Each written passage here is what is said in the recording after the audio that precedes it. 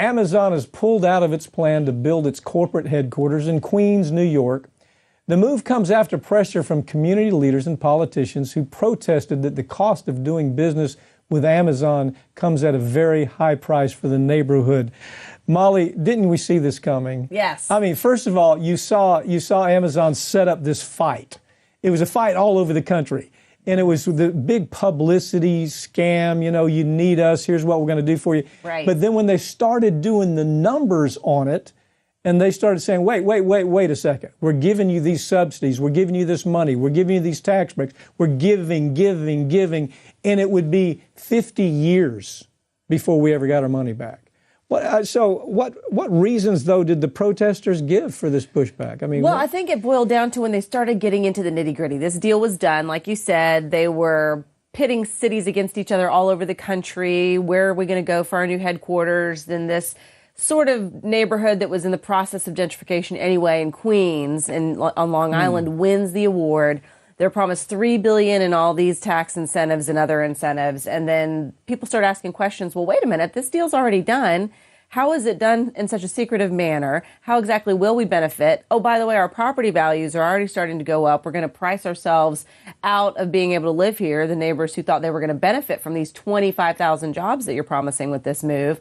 So the more they started to push back and ask questions and say, exactly how are we going to benefit from this? We see how you are. Here's what happens. Amazon was not. Yeah, here's what happens. First of all, you have to assume that the politicians pushing this are doing it for another reason. I mean, Cuomo is a great example.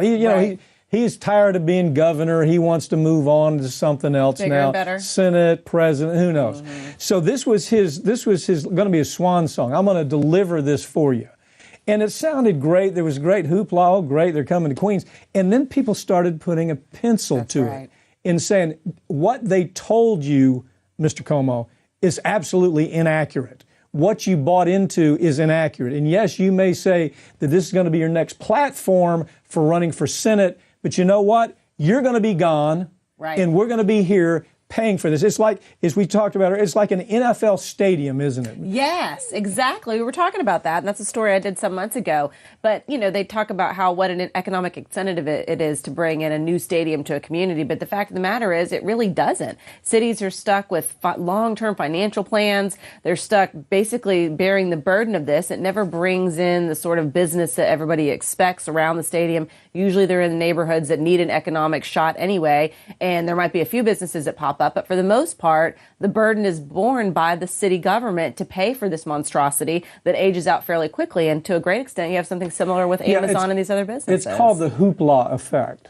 And the hoopla effect is that the politician that brings it actually benefits from it. Right. But just like the stadium. More from a PR perspective. It's a great PR. It's a feel-good kind of thing. And then when you start saying, it's almost, you're letting them into your backyard. Yes. And then they're taking not just your backyard, but they're taking your living room from you, and they're taking their house from you. And they're saying, "Why are you complaining? Why are you complaining?" It's like letting this alien in that is, from Mars, and come on in the living room, and before you know it, not only are they rearranging the furniture, they're taking possession of your house. And that's exactly what this mayor of Seattle said, this former leader in Seattle, I should say. He told CNBC that, we were all excited when Amazon came into our neighborhood. And by the way, we're not excited anymore. I was a supporter. Now I'm turned opponent. When they come into a community, they drain the resources. And that was what they were concerned about in New York. It's almost like they've charmed the folks there in New York into believing that this is some great relief, but it's not, is it? No, it's not. And their latest tax report has given naysayers against Amazon certainly more ammunition, because 2018, their federal tax report came in and basically they paid zero back into the public coffers when they're making, billions, 11 billion in profits in 2018, and yet nothing was given back to the public folks. And of course, part of the benefit of that was because of Donald Trump's tax plan that he changed, passed into law in 2017, also tax credits for executive stock options.